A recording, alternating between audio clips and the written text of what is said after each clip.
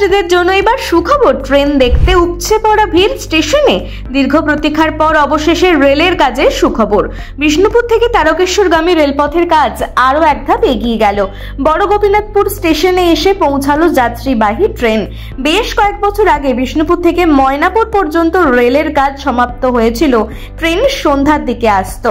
এবার আরও কিছুটা এগিয়ে বড় গোপীনাথপুর পর্যন্ত ট্রেন আসবে। আজ 2টি স্টেশন পরিদর্শনে রেলের আধিকারিকরা আসলেন। ট্রেন দেখতে উপচে পড়া ভিড় স্টেশনে। এলাকাবাসীরা এই বিষয়ে কি বলছেন চলুন শুনে নেব বিস্তারিত এবং দেখুন 2টি স্টেশনের চিত্র। বাঁকুড়া থেকে রাজীব মণ্ডলের রিপোর্ট, আপডেট বাংলা। আমাদের অনেক দিনের স্বপ্ন আজকে বাস্তবায়িত হতে চলেছে। আমাদের ছোটবেলা থেকেই শুনছি এখানে একটা ভালো জায়গা, অর্থনৈতিক দিয়ে বিশেষ করে আমাদের এখানে প্রধান অর্থকরী ফসল হচ্ছে আলু। এই আলুটাও আমাদেরকে তারকেশ্বরের ট্রেনে যে র্যাক লাগে, তারপর এখান থেকে মানুষের অনেকটাই আর্থিক সুবিধা হয়। কিন্তু আজ যদি আমাদের এখানে থেকে র্যাক লাগে এবং পুরোপুরি কাঁচামালটা আমরা পাঠাতে পারি, খুবই ভালো হয়।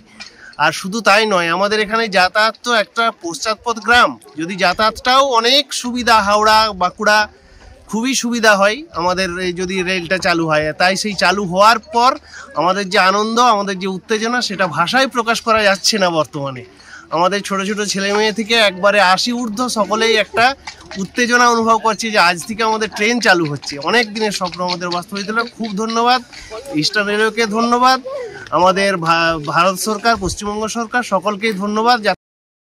এইসব জিনিস আস্তে আস্তে আসছে, আমাদেরও সুবিধা, যাতায়াতের জন্য পরিবেশ চেঞ্জ হচ্ছে, খুব দেখে খুশি বা ভালো পরিষ্কার ব্যবহার, সব যাতায়াত হচ্ছে হবে।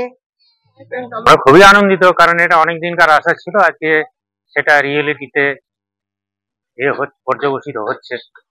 আজকে তবে সরাসরি চলছে না শুনছি, কালকে থেকে নাকি রেগুলারাইজ হয়ে যাবে। তারপরে কলকাতার সঙ্গে যোগাযোগ ব্যবস্থা যখন ভাবাদিঘি প্রবলেমটা সলভ হয়ে জয়রামবাটি, কামারপুকুর, বৌঘাট এইটা টোটাল কানেকশন হয়ে যাবে, নিশ্চয়ই সুবিধা হবে।